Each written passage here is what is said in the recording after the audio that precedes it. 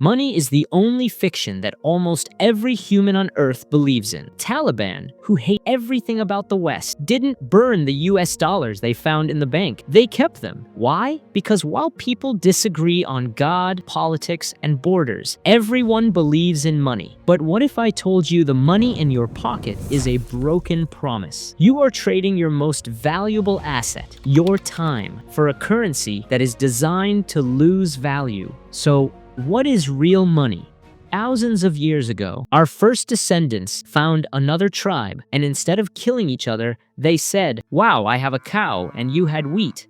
Let's trade?" This is called barter, the act of trading one thing directly for another. But barter had a massive problem. What if I want your wheat, but you don't need my cow? Disaster. And the cycle repeats. In the search for something effective to trade, we got to the metals. They have some characteristics that until this moment in history was different. It was resistant to deterioration, and you could transform in a uniform standard size, making division easier. But there are a lot of metals, so take a look at the periodic table. If we start to exclude, we start eliminating the gases and everything that is liquid. Some metals also rust, explode, or are radioactive and could kill you. Of course, this process took thousands of years after people die using toxic metals. Stay until the end to understand when Bitcoin enters in the story. But how did this transition to metals happen? Around 600 before Christ, in a place called Lydia, today in Turkey territory, humans finally stopped trading cows and started minting the first official coins of gold and silver. Was the only metals that didn't rot and with an easy melting point to transform into something else. It was the birth of money. The silver solution was great for small things, but humans are greedy. With time, they started coin clipping, shaving the edges of coins to steal small bits of silver. That's why old coins have jagged edges. Ancient governments started adulterating to pay for wars. Here, the trap was set. Imagine the government has 10 pure gold coins. They melt those 10 coins and mix them with 10 bars of cheap copper. Suddenly, they have 20 coins instead of 10. At first, the government felt rich, but the people weren't stupid. When citizens took those new coins to the market, merchants realized the money was fake. The coins felt lighter, the color was off, the trust was gone. They diluted their coins until they were worthless. This is inflation, the loss of purchasing power of your money. They tried to fix it by price fixing, telling shops they can't raise prices. It failed then in Rome, and it's failing today in Venezuela. If the producer needs $2 to produce a product, but it must be sold by $1, it does not make sense to continue the business. We are almost coming to Bitcoin.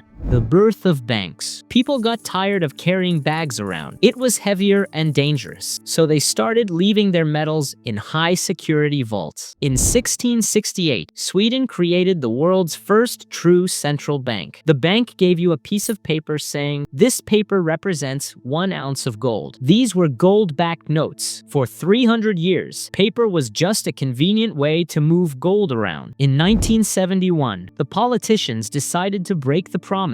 So they told us, "You don't need the gold anymore. Only the paper is enough. You have to trust us in our capacity to control the country." This is fiat money. Basically, the government points at a piece of paper and says, "This is valuable because I say so." Since money isn't linked to gold anymore, governments printed like crazy. Look at Zimbabwe. They printed bills worth 1 trillion, and yet, people were starving because the paper was worth less than toilet paper. The most sad part is that even after thousands of years of experience, people still make the same mistake. As the economist Friedrich Hayek said, due to a general lack of understanding, the crime of excessive issuance of currency by a monopolist continues not only to be tolerated, but even applauded. The greatest stroke in history. The United States during World War II gave billions of dollars to Europe to help during the war. It was not only a help, it was a brilliant negotiation. Imagine your neighbor's house burns down. Instead of just feeling sorry for him, you give him money to rebuild his house and the tools. But in the future, they can only take more tools from your store. Why? If he's successful, he'll stay in debt and continue buying things from you for decades. This is the reason the US dollar became the world reserve currency, the solution for all money problems. In 2008, a man named Satoshi Nakamoto released a document. This document introduced the most revolutionary money ever created, a system where you don't need to trust a bank or a government. It's the first time in history we have a currency that fixes all the money problems: scarcity, structural inflation, and centralization. Bitcoin was launched in 2009, a form of money that is deflationary. No more than 21 million coins can ever exist, creating true scarcity. Decentralized. No authority can control your life. Anyone can use,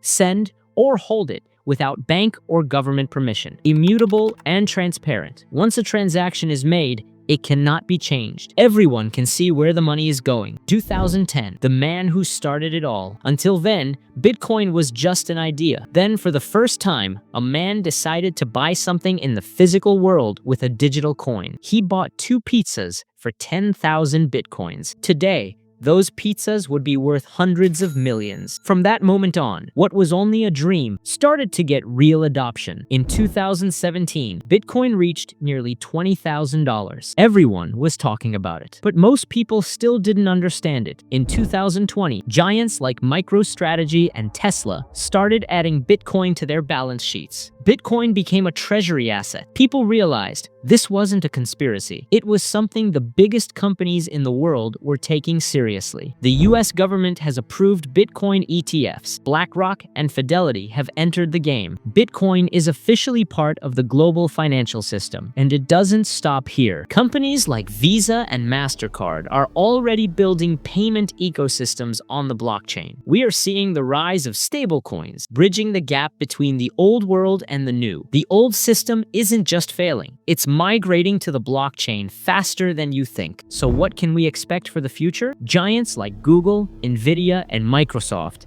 are building the infrastructure for the next decade. Projects that sound like science fiction are becoming reality. WorldCoin scanning eyes to prove you're human in the metaverse, decentralized internet and cloud, or the tokenization of real-world assets. It's time to understand the rules of this new age so you don't get left behind. Subscribe and check our next video to learn how Bitcoin really works. See you there.